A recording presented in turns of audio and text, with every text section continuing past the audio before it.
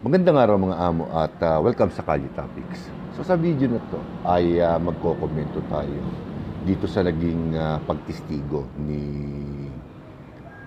NBI Director Matibag at kung yung kanya bang mga statement o pagtistigo dito sa impeachment trial ni BP Sara ay nakatulong sa layunin ng prosecution. So, well, pinanood natin ng 2 araw yung pagsalang ni NBI Matibag at doon sa huling araw o sa araw ng Miyerkules ay mukhang babalik pa si Matibag dahil may continuance pa na gustong mangyari ang depensa. So, maaaring pagkatapos na ng SONA ito, either Martes o Miyerkules sa susunod na linggo. So,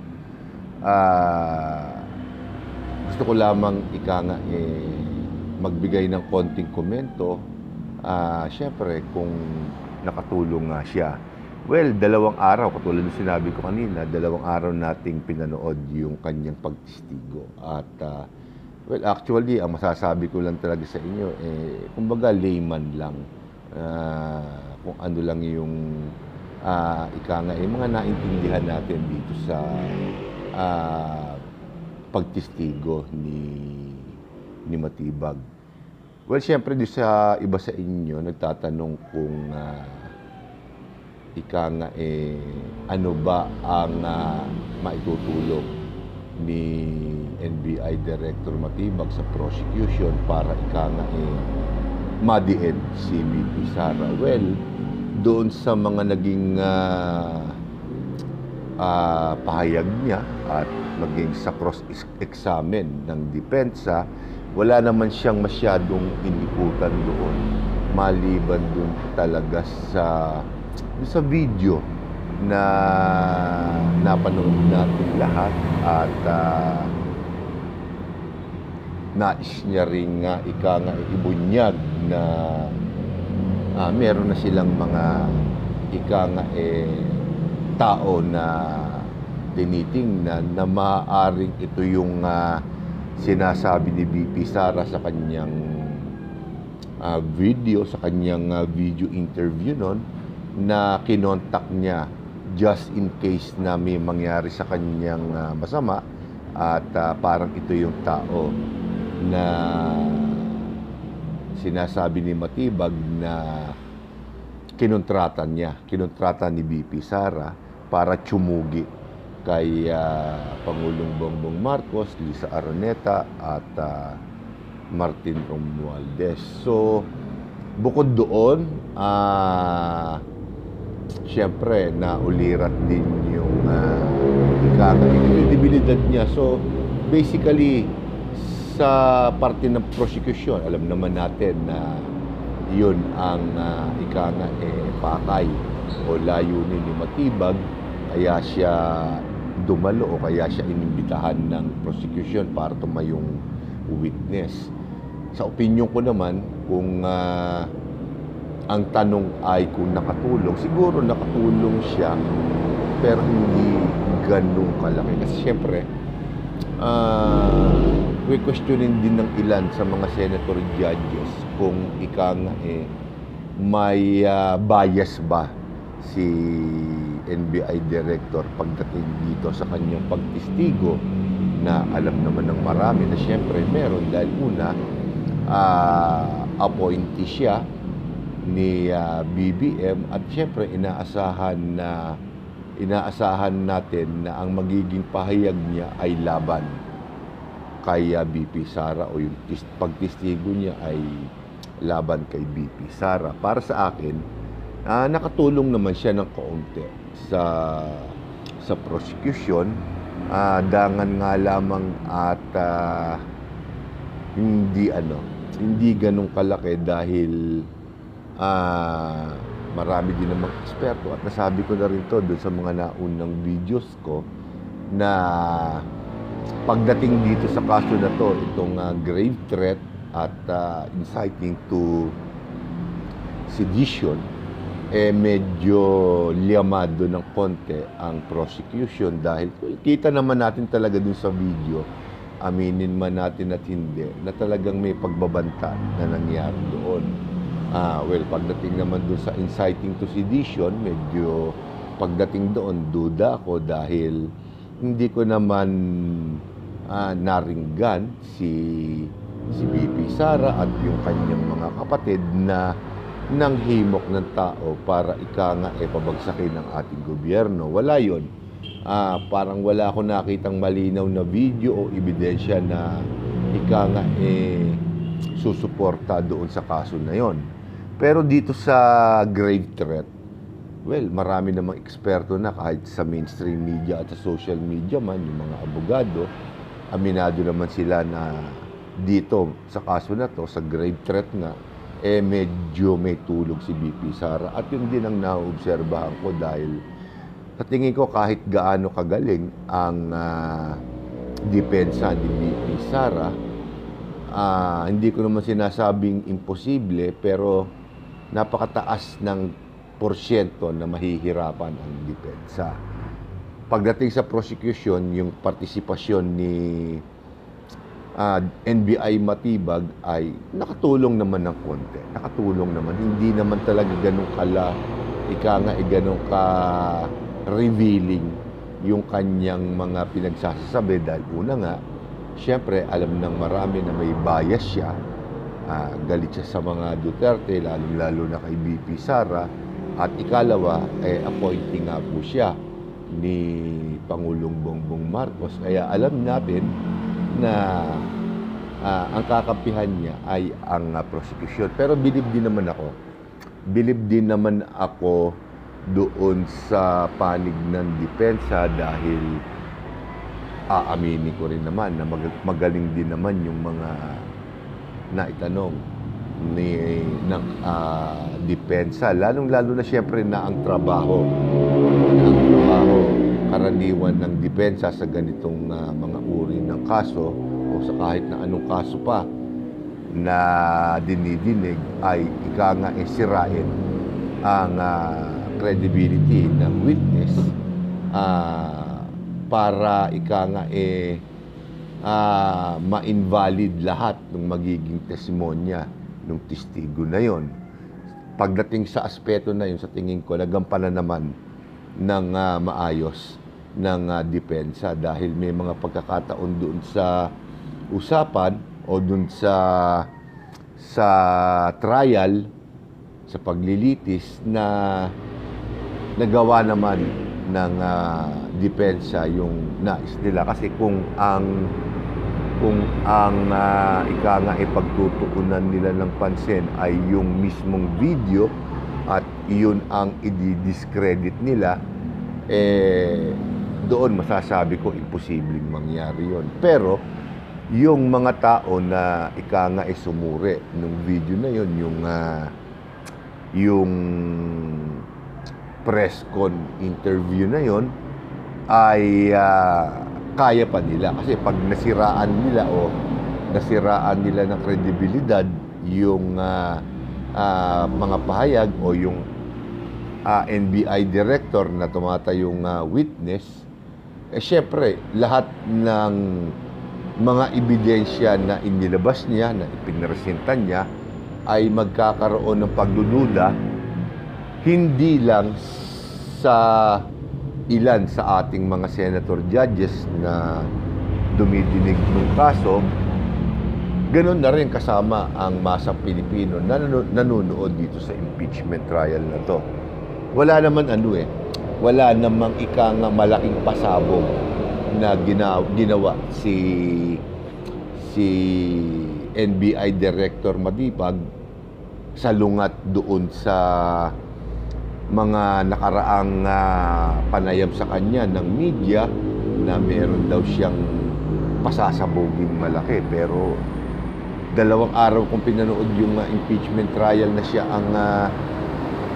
ang witness, wala naman akong nadinig sa kanyang pasabog. Ang kanyang mga tinugunan ng sagot ay karaniwang may kinalaman doon lamang sa video. At para bang gusto niyang palabasin na meron na silang meron na silang lead o meron na silang mga personalidad na tinitingnan nila na maaaring nakausap ni BP Sara o yung inupahan ni BP Sara sakasakalit may mangyaring hindi maganda kay BP Sara. Pagdating sa aspeto naman na yun, sa tingin ko kahit yung senator judges ng administrasyon hindi niya mapapaniwala. Well, hindi naman poor yung naging performance ni NBI director, pero hindi ko rin kayang isampa sa average. Medyo mababa sa average yung naging performance ni NBI director sa pagdinig na yon. Sa tingin ko, doon sa dalawang kaso, sa unang article na ipinasa, o hindi ko nga sigurado kung yung instigation is, pero parang nasa unang article lang yun, ay hindi napatunayan o hindi nasusugan ng matibay na ebidensya. Kaya ang masasabi ko, okay lang yung naging pagtistigo ni NBI Director Matibag. Ewan ko na lang, siyempre, dahil magtatanong pa ang depensa sa kanya sa pagbabalik ng o sa pagre-resume ng paglilitis na to pagkatapos ng SONA ng Pangulo. At baka doon sa baka doon sa araw na yon, doon sa hearing na yon ay meron nang ilabas si NBI Director Matibag. Pero hindi ko naman kasi sinasabi na wala. Baka lang sadyang yung mga tanong na itinatanong sa kanya o ipinupukol sa kanya ay hindi aangkop doon sa nais niyang mangyari. Yun nga kanya naging pahayag na may pasabog daw siya. Ngayon, hindi ko rin naman siya masisi dahil nung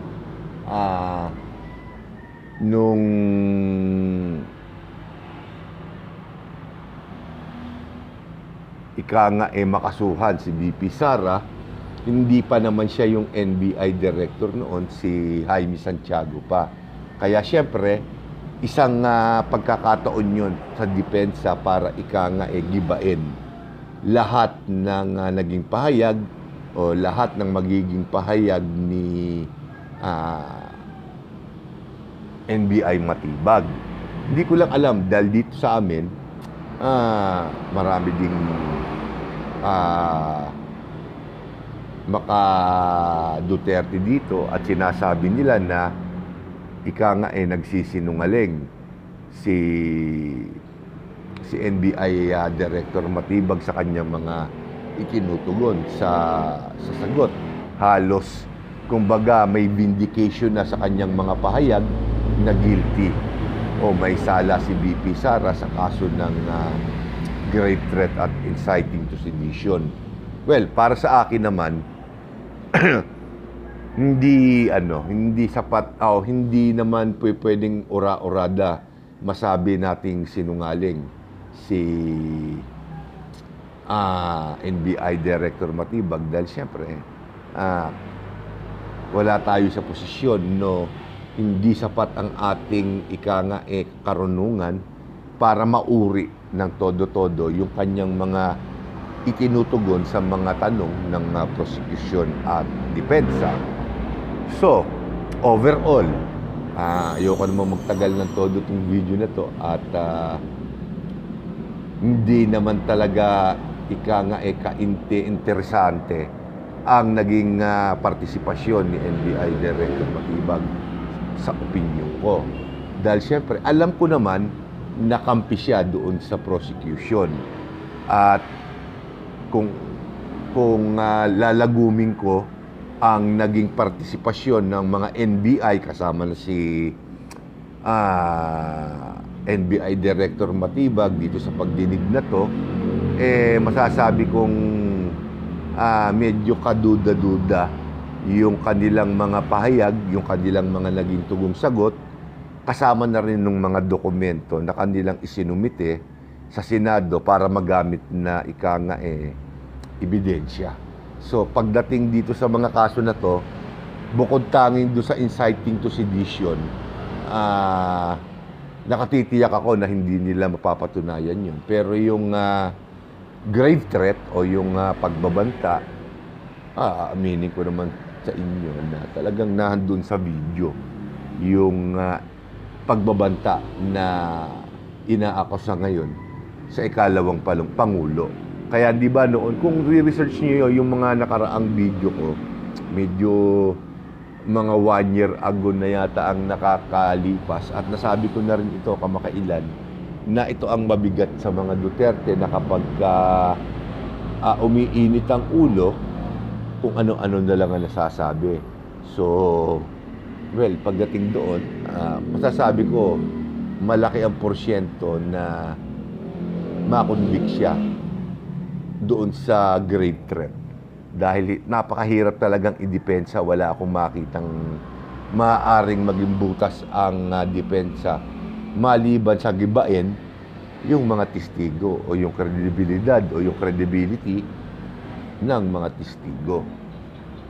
Well, pagdating naman sa performance ng depensa, okay lang din yung sa panig ni BP Sara, yung kanyang mga abogado, kasi inaasahan ko na ang numero unong gagawing diskarte, siguro maging ng ibang diskarte, lalong-lalo na kung ang witness sa kanilang i-cross ay hindi naman nagmula sa kanila o hindi nila in-request at in-request ng kalaban, medyo mahihirapan sila na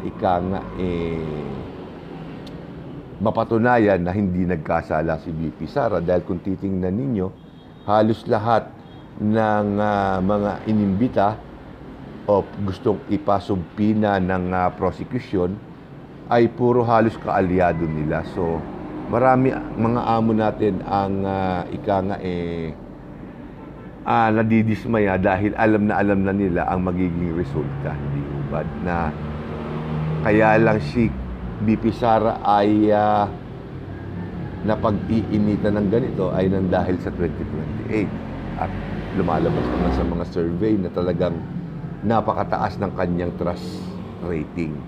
Pero magkaganon man, aayunan ko din yung sinabi ni NBI Director na ang itong mga surveys na to ay hindi naman talaga panghabang buhay na survey. Maaaring bumaba si BP Sara pagkaraan nito, itong mga nakalipas sa survey, o mas tumaas pa. Kaya nga todo ang trabaho ng depensa para magiba ang credibility ni NBI Director. At syempre, pinagpayuhan din naman siya ng maraming senador pagkatapos ng sesyon ng impeachment trial na dapat medyo mag-minor-minor din si NBI Director Matibag dahil masyado na siya nagiging bulgar, hindi ba? Alam niyo, dapat ang mga witnesses ay impartial, hindi bias. So kung ang taong kinakapanayam o tinatanong mo ngayon o ginamit mong witness ay appointee nung tao na pinag-iisipan ng marami na totoong mastermind nitong mga korupsyon na nangyayari sa bansa, medyo bumababa yung value nung testigo na yun. Pero syempre, yung akin lang naman, layman's term lang, komentong kalye at kung ano lang yung naiintindihan ko doon sa mga napanood ko. Pero ito ang nakatitiyak. Napakalaking oras, napakalaking pera ang ginugugol natin dito sa impeachment trial na to. Pero hindi ko makita ang pakinabang dahil napakaliit kung ikukumpara sa ninakaw ng ating nakararaming mga politiko ay papatak na kusing lamang. Pero lahat ng resources ng gobyerno na nasa ilalim ng kapangyarihan ng Pangulo ay ginagamit ngayon para ma-convict si BP Sara, which is, sa tingin ko, hindi ko naman masabi na sigurado ako na makukulong si BP Sara o basta't ganun. Pero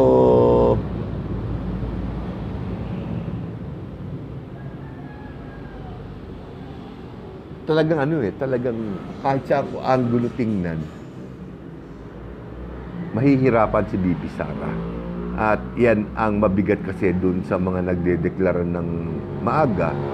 Dahil siyempre, pati yung mga tao na inaasahan mong hindi magiging kakampi ng iyong kalaban ng administrasyon ay magsasama-sama para maibig siya. Nakakalungkot nga lamang na hindi ba, imbis na asikasuhin ng ating mga lawmakers ang problema ngayon ng bansa, lalong-lalo na sa pananalapi at ekonomiya, nagugugol dito sa walang kakwenta-kwentang impeachment trial na to. At gumagastos po tayo ng malaki para lamang mapatakbo ng maayos itong impeachment trial na to. So, overall, masasabi ko yung katanungan na kung nakatulong nga ba si NBI Director Matibag sa prosecution ay sinabi kong konti lamang.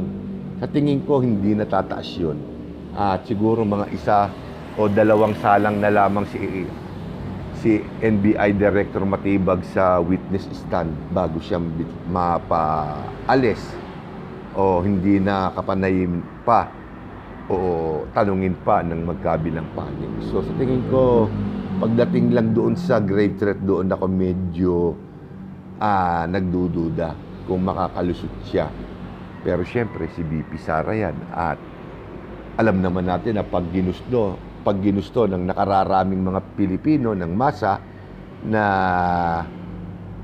ang suporta nila ay na kay BP Sara, wala tayong magagawa. Walang legal na basihan para pagbawalan mo yung mga tao na maniwala, umidolo sa isang politiko na kagaya ni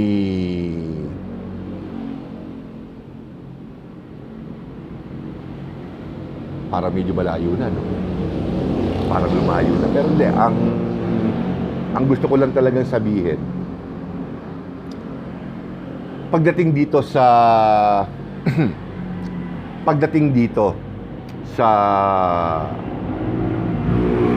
pagtistigo ni Matibag,